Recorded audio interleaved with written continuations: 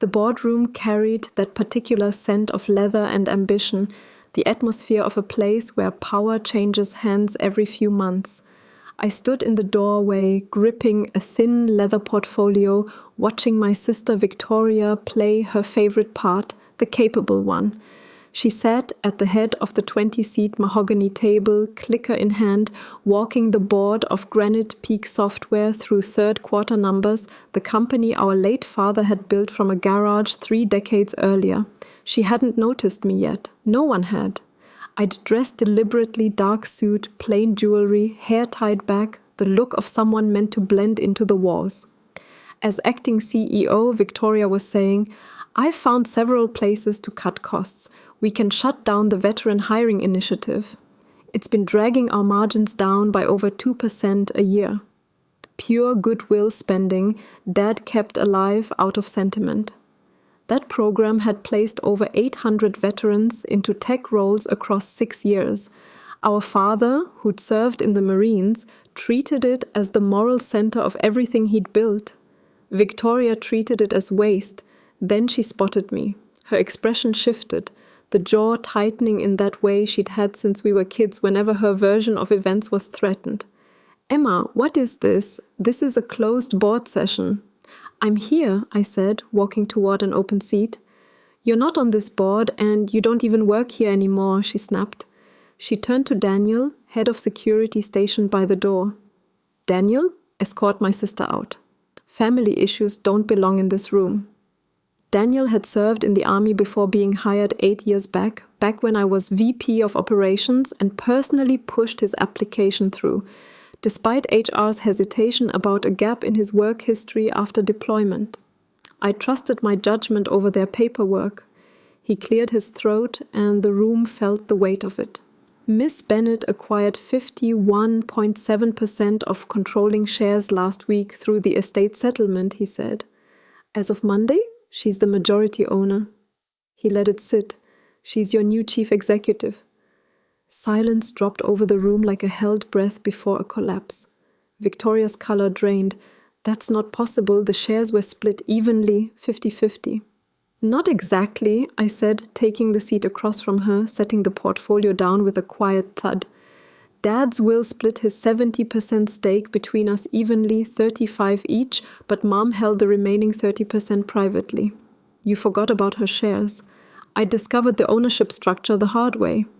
After Dad's funeral 8 months prior, Victoria had immediately claimed the acting CEO title, telling the board I was too emotional to be trusted with decisions, telling our mother I was falling apart and needed space from company matters.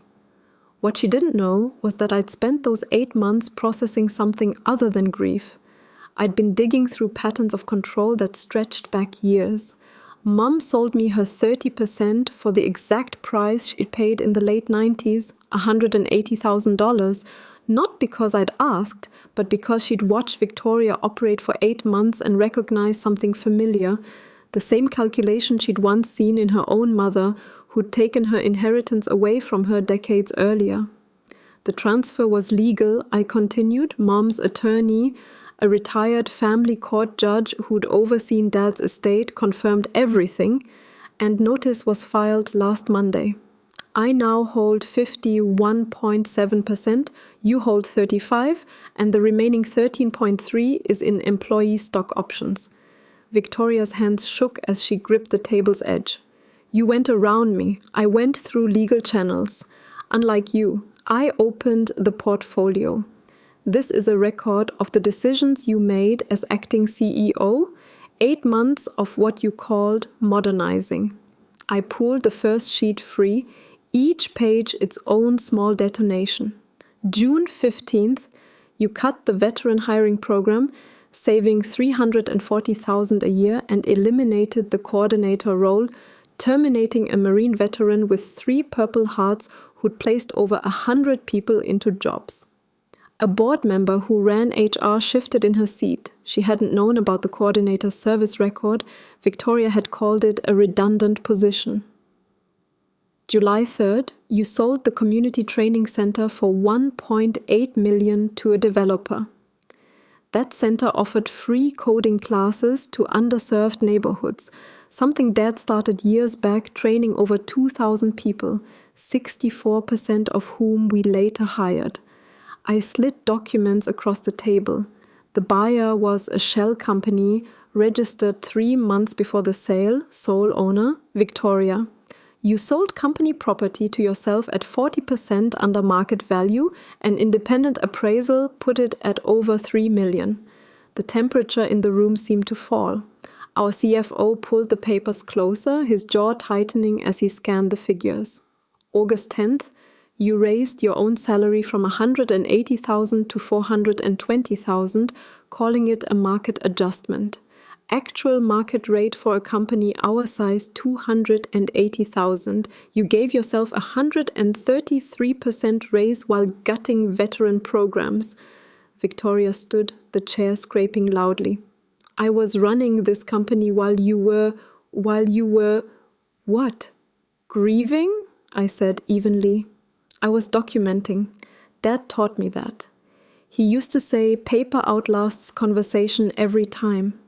It was the gambler's fallacy playing out across our entire family, the belief that years of investment in Victoria's potential meant a payoff was inevitable, despite every sign pointing otherwise.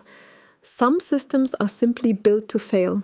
The psychological term for what she'd done is triangulation, positioning herself as the central authority while quietly isolating everyone else so no two people could compare notes. She told the board I was unreachable, told Mum I was unstable, told our younger brother I was being difficult. Each relationship poisoned separately until Mom called my brother in September and he called me, and we ended up at Mom's kitchen table on a Thursday afternoon piecing together what Victoria had built. She told me, "You didn't want any part of this," Mom had said quietly, "that the company reminded you too much of Dad. She told me you were having panic attacks," my brother added, "that any mention of the business would set you off." I'd shown them the messages, nearly 50 over 6 months, asking about meetings, decisions, plans, met with, "I'll handle it," or "not a good time," or simply nothing at all. "Family isn't blood," Mom said finally. "It's who shows up when blood isn't enough." That's when she offered her shares. Back in the boardroom, I kept moving through the folder, each page erasing another piece of Victoria's story. September 22nd, you tried selling our software licensing to a competitor for 4.2 million when market analysis valued it near 12 million, practically giving away company assets to a rival. I pulled another sheet free.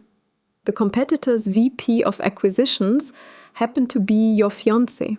Here's the email thread discussing the deal, including his line about finally starting the villa renovation once it closed. A board member actually gasped. The CFO's face had gone red. October 5th, you fired our lead developer over alleged performance issues, despite a near-perfect efficiency rating and 3 flagship features to his name. I slid his termination papers forward. He'd also been asking questions about the licensing deal. His exit included a forced NDA with a $500,000 penalty for criticizing company decisions, a clause the family judge called an unconscionable restraint, advising him he could challenge it, which he was now doing with an employment attorney. "You've been dismantling everything Dad built," I said, "not to improve anything, to strip it for parts." Victoria's voice cracked. "You don't know what it takes to run a company. You were always his favorite. I was VP of operations for 6 years. I built our entire project management system, negotiated our 3 biggest contracts, created the veteran program you called charity.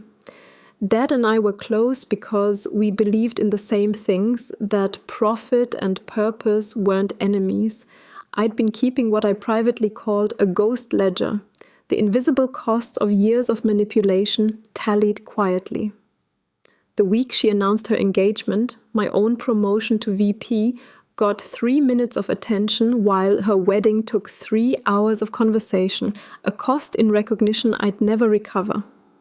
During Dad's illness, I took leave to manage appointments and care while she visited twice in 6 months, both times to discuss business moves she was already planning, a cost in shared grief that could never be repaid.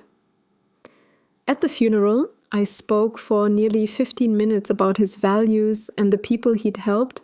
She spoke for 4 about continuing his legacy of success, not once mentioning who he'd actually helped, a cost to his memory that couldn't be undone.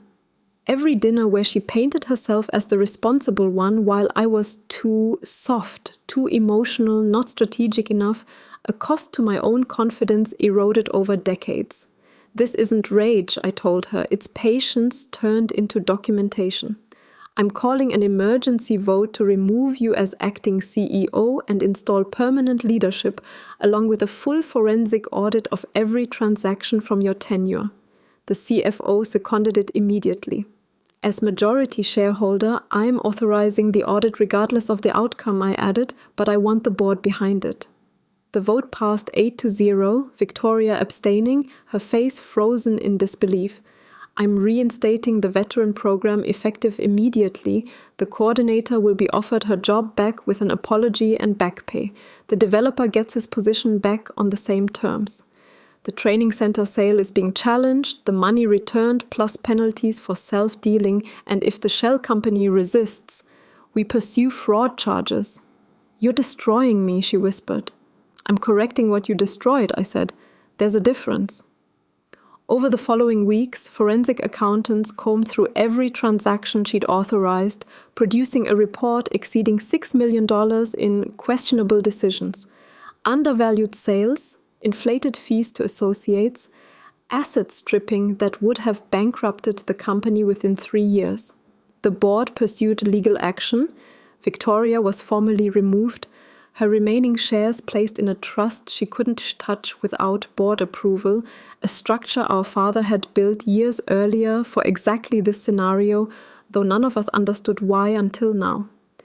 The SEC opened an investigation, her lawyer negotiated a settlement, she surrendered 20% of her shares, paid over $2 million in restitution, and accepted a lifetime ban from serving as an officer at any public company. The coordinator returned and started a scholarship fund in Dad's name for veterans entering tech. The developer's lawsuit voided his NDA and he came back as Chief Technology Officer with a raise. The training center sale was reversed, the shell company dissolved, and the building reopened with expanded programs, including childcare for evening students. Within months, quarterly earnings showed 23% growth, dozens of new veteran hires, morale climbing. The company our father built was alive again. Half a year later, I stood in the training center's main hall watching 32 students graduate from our coding program, most of them veterans or single parents from struggling neighborhoods, every one of them holding a job offer. The coordinator stood beside me. "Your father would be proud," she said. "He'd be proud of what you're doing," I told her. Daniel approached, uniform crisp. "Someone's at the front asking for you," he said. "It's Victoria." I hadn't spoken to my sister since that meeting. Her messages had gone from anger to desperation to silence. Our mother had tried to bridge things. I'd declined every time. "She says she wants to apologize," Daniel said. I considered it. The ending I'd imagined hadn't included any reconciliation, but I remembered something Dad used to say, that forgiveness isn't required, but a door can stay unlocked without being opened. "Tell her I'll meet with her," I said finally, "in 3 months after she finishes the ethics course the SEC required, after she shows real change through action, not words, and only if she volunteers 20 hours at the Veteran Center, not for my sake, for hers." Daniel nodded and left.